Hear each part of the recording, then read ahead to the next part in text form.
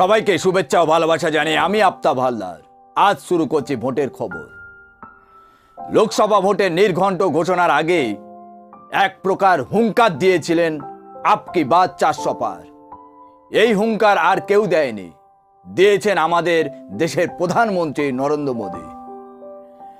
আর এই কথায় তাল ঠুকেছিল গোটা বিজেপির নেতৃত্ব ও সমর্থকরা। যত সময় গড়িয়েছে ততই নরম হয়েছে মোদির গলার সুর। 3 দফা ভোটের পর উন্নয়ন ভুলে গিয়ে ধর্মীয় বিভাজনের চেনা ফর্মুলায় ফিরেছেন আমাদের প্রধানমন্ত্রী। 400 পারের কথা সেভাবে আর শোনা যায়নি তার গলায়। এবার প্রশ্ন হচ্ছে, এত কিছুর পরে কি সর্বাধিক কত আসনে জিততে পারে প্রধানমন্ত্রীর দল? যখন বিজেপি কটা আসন পাবে এই নিয়ে সরগরম দেশ, সেক্ষেত্রে গেরুয়া শিবির মুখে কুলু মেটেছেন। আর বিরোধীরা মানে ইন্ডিয়া জোট ভবিষ্যৎবাণী করছে 150-র মধ্যে আটকে যাবে বিজেপির মোদী সরকার। রাত পোয়ালে লোকসভায় 7ম তথা শেষ দফার ভোট প্রচারের শেষ পর্বে ইন্ডিয়া জোটের অন্যতম শরিক সমাজবাদী নেতা অখিলেশ যাদব বলেন, এবারে মোদী সরকারের নিশ্চিত পতন দেখতে পাচ্ছি। তিনি আরো বলেন, বিজেপির 400 পারের স্লোগান ভুলে গিয়েছে, মানুষ বিজেপির কাছে ক্ষুব্ধ। এই অবস্থায় বিজেপি 150-টির বেশি আসনে জয়ী হতে পারবে না। তাই আতঙ্কে হোঁচট খাচ্ছেন আমাদের প্রধানমন্ত্রী। শুধু অখিলেশ নন, বিরোধী শিবিরের অন্য নেতৃত্বদের ওই একই কথা শোনা গিয়েছে।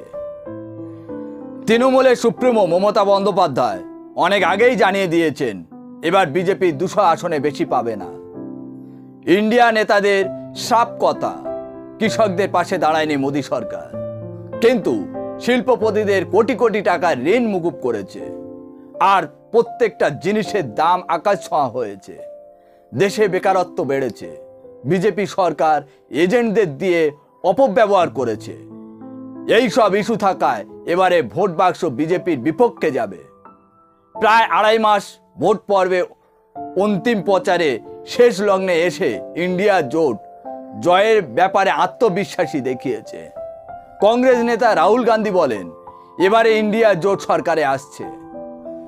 রাহুল গান্ধী আরো বলেন, সবাইকে অনুরোধ করছি শেষ মুহূর্ত পর্যন্ত ভোট কেন্দ্র এবং স্ট্রং রুমের প্রতি নজর রাখতে। 400 পার নিয়ে বিজেপির মধ্যে দ্বিধাদ্বন্দ্ব যথেষ্ট। এখন মুখ বাঁচাতে রাজনৈতিক কৌশলের যুক্তি দিচ্ছে তারা। মোদিজি স্বয়ং ওই স্লোগান থেকে দূরত্ব তৈরি করার চেষ্টা জানিয়েছেন। বিজেপি নয়, জনগণের ইচ্ছাতেই 400 পারের লক্ষ্যমাত্রা।